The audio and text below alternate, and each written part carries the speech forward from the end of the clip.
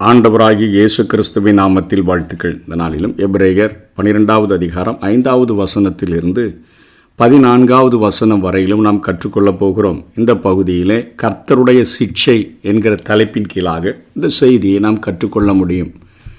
இங்கே எபிரேயாக்கியோன் அங்கே எபிரேயர்களுக்கு எழுதும் பொழுது, பழைய ஏற்பாட்டு வழிபாடுகளை நீங்கள் விட்டுவிட்டபடியினால தான் உங்களுக்கு நிறைய தண்டனைகள் கிடைக்கிறது, நிறைய வருத்தமான காரியங்கள் உங்கள் வாழ்விலே நடக்கிறது என்று சொல்லி அங்கே அநேக கள்ள போதகர்கள் அவர்களுடைய மனதை குழப்ப ஆரம்பித்து விட்டார்கள்.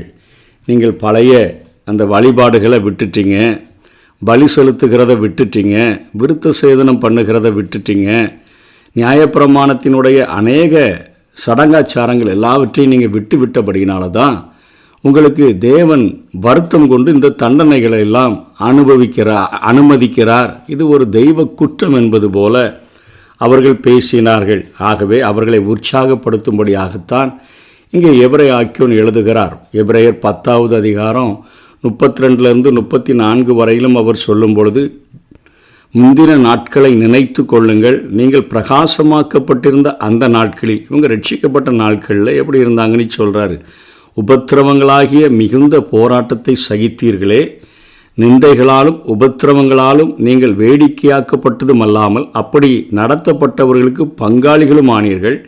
நான் கட்டப்பட்டிருக்கையில் நீங்கள் என்னை குறித்து பரிதபித்ததுமின்றி பரலோகத்தில் அதிக மேன்மையும் நிலையுள்ளதுமான சுதந்திரம் உங்களுக்கு உண்டென்று அறிந்து உங்கள் ஆஸ்திகளையும் சந்தோஷமாய் கொள்ளையிட கொடுத்தீர்கள் என்று சொல்லி இங்கே எபிரேயாக்கியோன் எழுதுகிறார். ஆரம்ப நாட்களில், ரட்சிக்கப்பட்ட நாட்களில் எவ்வளவு நிந்தனை, எவ்வளவு உபத்திரம், எவ்வளோ வேடிக்கையாக்கப்பட்டீங்க, உபத்திரவங்களாகிய மிகுந்த போராட்டத்தை சகித்தீங்களே.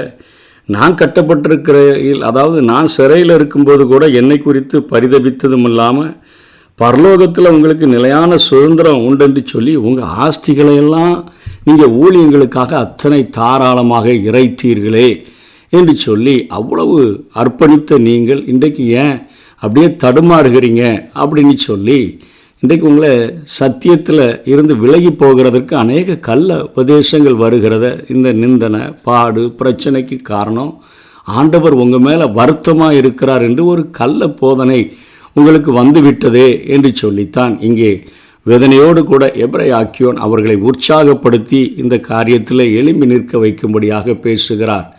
ஆகவே அன்பின் அடையாளமே அன்றி வருத்தத்தின் அடையாளம் அல்ல என்பதை நீங்கள் புரிந்து கொள்ள வேண்டும் என்பதற்காக இந்த வார்த்தைகளை அவர் எழுதுகிறார்.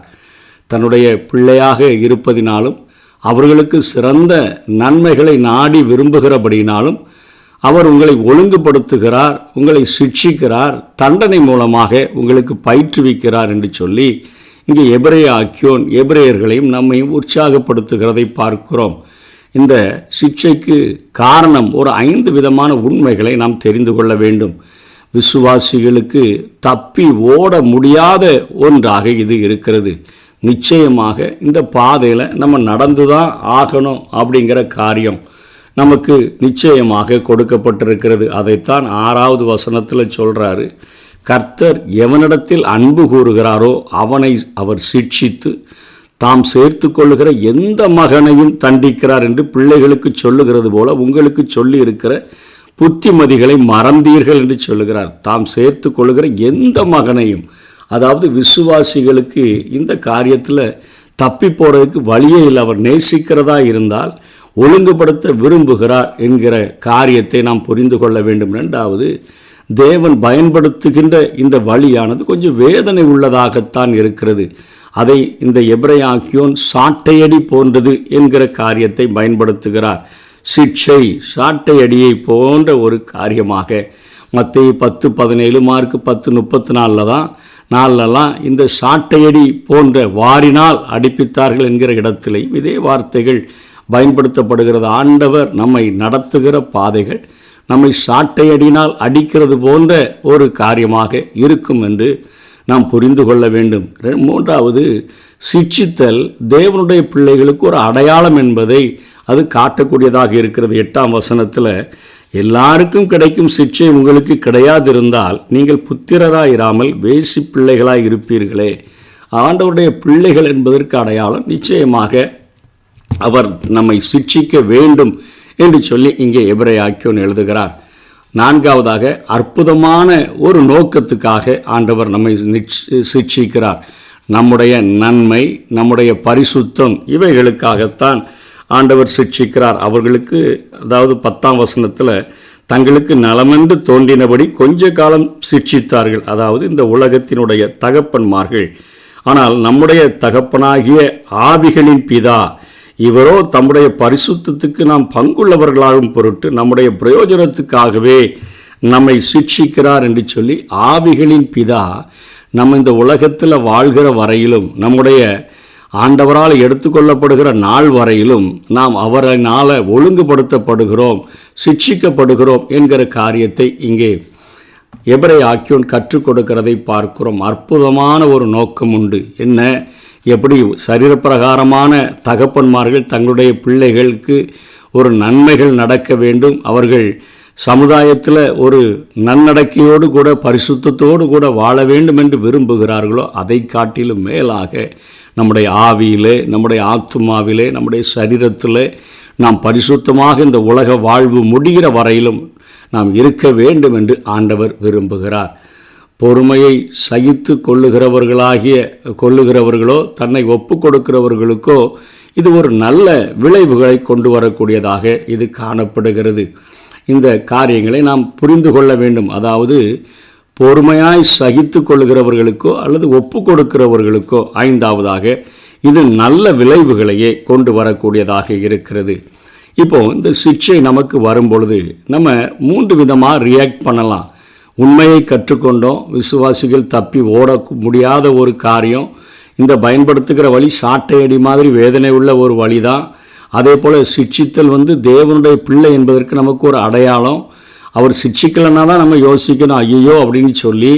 அதே போல் ஒரு அற்புதமான நோக்கத்துக்காக தான் சிட்சிக்கிறார், நம்முடைய நன்மைகளுக்காக, நம்முடைய பரிசுத்த வாழ்க்கைகளுக்காக என்று சொல்லி பார்த்தோம்.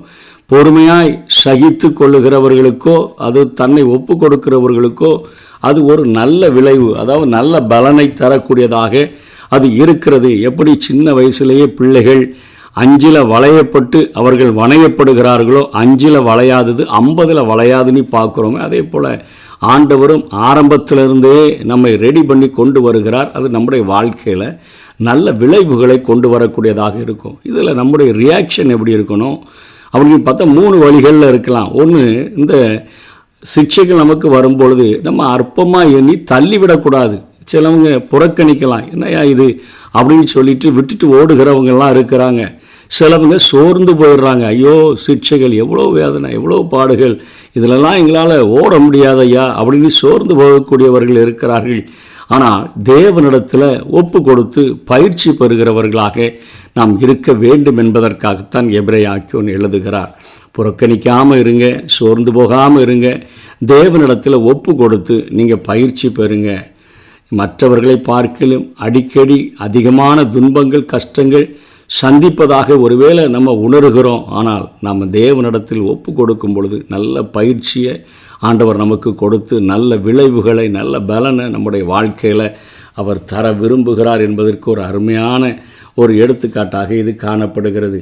இந்த காரியங்களை நாம் எப்படி சகித்து கொள்ள முடியும், இதற்கு நம்ம என்ன செய்யணும் அப்படிங்கிற காரியங்களை 12ஆம் வசனம், 13வது வசனம், 14வது வசனத்தில் எபிரேயர் எழுதுகிறார். இதை சகிப்பதற்கு நம்ம என்ன செய்யணும் அப்படின்னு சொல்லி, ஆகையினால் நெகிழ்ந்த கைகளையும் தளர்ந்த முழங்கால்களையும் நீங்கள் திரும்ப நிமிர்த்தி, அதாவது ஒரு ஓட்டப்பந்தயத்தில் ஓடுகிறவர்களோ அல்லது ஒரு போர்க்களத்தில் யுத்தம் பண்ணுகிறவர்களோ கைகள் நெகிழ்ந்து போச்சு அப்படின்னு சொன்னால், பலன் இல்லாமல் போயிடுச்சின்னு சொன்னால், முழங்கால்கள் தளர்ந்து போயிடுச்சின்னா அவங்களால ஓட முடியாது, யுத்தம் பண்ண முடியாது. ஆகவே சோர்ந்து போய் இருக்கக்கூடிய நீங்கள், அதாவது புறக்கணிச்சிட்டு இனிமே என்ன வாழ்க்கைன்னு நினச்சிக்கிட்டு இருக்கிற நீங்கள் ஜெபிக்கிறவர்களாக நீங்கள் மாறணும், நீங்கள் பலன் பெறணும். ஜெபத்தினால தான் ஆவிக்குரிய பிள்ளைகள் பலனை பெற முடியும். ஆகவே நெகிழ்ந்த கைகளை, தளர்ந்த முழங்கால்களை நீங்கள் திரும்ப நிமிர்த்தி, முடமாயிருக்கிறது பிசகி போகாமல் சொஸ்தமாகும்படிக்கு உங்கள் பாதங்களுக்கு வழிகளை செவ்வைப்படுத்துங்கள் என்று சொல்லுகிறார். 2வது, வழிகளை செவ்வைப்படுத்தும்படியாக பேசுகிறார். முதல்ல பலப்படுத்தும்படியாக நம்முடைய கால்கள் பலன் கொள்ள வேண்டும், நம்முடைய வழிகள் செவ்வைப்படுத்தப்பட வேண்டும் என்று சொன்னால், ஒரு ஓட்டப்பந்தயத்தில் ஓடுகிறவர்கள் ஒரு 100 மீட்டர் 200 மீட்டர் ஓடக்கூடிய அந்த பாதையானது சீராக இருக்க வேண்டும். மேடு பள்ளம் குழி குண்டுன்னு இருந்துச்சுன்னு சொன்னால் நம்ம கீழே விழுந்து விடுவோம், நம்முடைய காரியங்கள் ஓட முடியாது. ஆகவே சீரான வழிகளாக எப்படி இந்த உலக ஓட்டப்பந்தயத்தினுடைய அந்த சாலைகள் அமைக்கப்படுகிறதோ அப்படிப்பட்ட ஒரு பாதைகளை வேதம், கர்த்தருடைய வசனம் நம்முடைய கால்களுக்கு தீபமாக, நம்முடைய பாதைகளுக்கு வெளிச்சமாக இருந்து செவ்வையான வழிகளை நமக்கு காட்டக்கூடியதாக இருக்கிறது.